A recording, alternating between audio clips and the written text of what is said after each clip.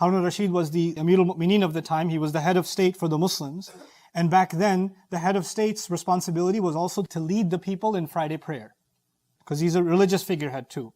Abu Yusuf, he had taken him as his muallim for Hajj. And you know how in Hajj you have a teacher with you? Who's going to walk you through all the rituals? His teacher was one of the pioneering scholars of the Hanafi school of thought. So he's about to lead Dhuhr prayer, and he realized he wants to get cupping done. You know cupping, when you draw the blood? So he got that done. So now he's bled. In their position, in his teacher's position, if you bleed, your wudu is broken. So now he's in the front row at the Kaaba, and he's about to lead the prayer, but officially his wudu is broken.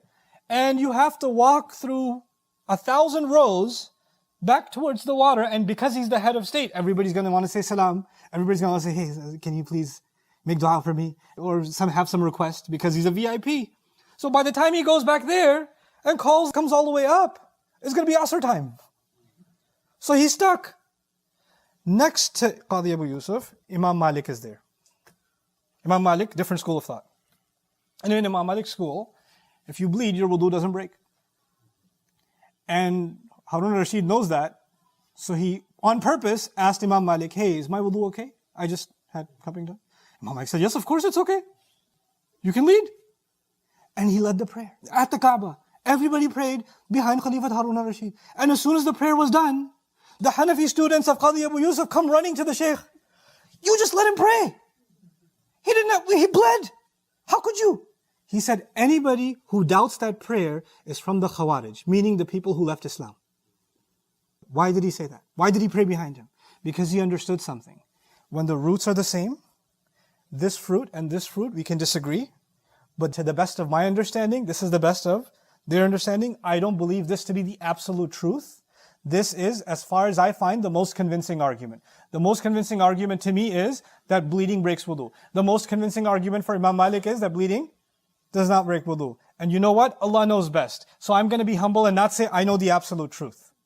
That I have the absolute truth. And I make dua for him. And in fact, if this is what the leader has decided, then I'm going to give benefit of the doubt. I'm not going to tell my followers, you better repeat the prayer. I'm not going to do that. If you do that, then you're no longer Muslims. You've left the religion, al-Khawarij, the extremists who left the religion. This is how the early people understood differences. Compare this to how we think about differences. Compare this to how easily we kick someone out of Islam. We drop someone out of Islam. Just because they don't pray, they don't stand the same way we do. You see somebody holding their hands here, you're like, Somebody else is holding their hands, oh my God. And if somebody's holding their hands like this, oh, forget it. You know, that's the end of it. And if we keep this kind of discourse up, and we make that public discourse constantly, then the price will not be paid by us. The price will be paid by us in the afterlife. This world, the price will be paid by the next generation, who will fall into doubt about the religion altogether. That's a guarantee from Allah in the Quran. وَإِنَّ الَّذِينَ أُورِثُوا الْكِتَابَ مِنْ بَعْدِهِمْ لَفِي شَكٍّ مِّنْهُ مُرِيبٍ. So come back to the fundamentals. آمَنْتُ بِمَا أَنزَلَ اللَّهُ مِنْ كِتَابٍ وَأُمِرْتُ لِأَعْدِلَ بَيْنَكُمْ. Come back to the source. I believe in what was sent down from Allah's law, from Allah's book, and I have been commanded to do justice between you. لَنَا أَعْمَالُنَا وَلَكُمْ أَعْمَالُكُمْ. We have our deeds, you have yours. لَا حُجَّةَ بَيْنَنَا وَبَيْنَكُمْ. There's no reason to argue between you and ourselves. Allahu yajma'u baynana wa ilayhi al-masir. Allah is the one who will make us united, and to Him we have to go back. Let's not debate this. It's fine, you do what you do, we do what we do. We know our evidence is good enough. This is only going to create fitna. This is only going to create contention. Don't make this the point of contention. And if we can stick to that in the way we teach religion, the way you teach your children prayer is going to be different from other people who teach their children prayer. But if they grow up thinking that those people who pray differently from them are kuffar or are dal and mudil, they're misguided, deviant, corrupt, then you have done a disservice to your children. It nullifies their prayers. It invalidates their prayers if they become people of tafarruq. May Allah Azza wa Jal make us a people that cause unity between the hearts and not tafarruq. May Allah Azza wa Jal make us committed to the truth and committed to our values. Just last qualification that I want to mention to you, I'm entitled to my opinion. I'm entitled to be convinced of what I'm convinced.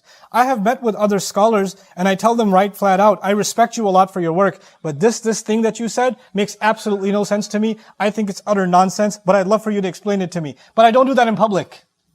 I do that in private conversation. And when we're done doing that, we eat together. and we go to each other's homes, and that's okay.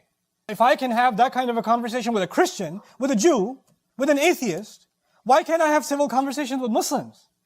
Why am I not capable of that? The Ummah has lost its ability to show mutual respect only because of some disagreements. Ikhtilaf has turned into tafarruq. Ikhtilaf is okay, but tafarruq is not.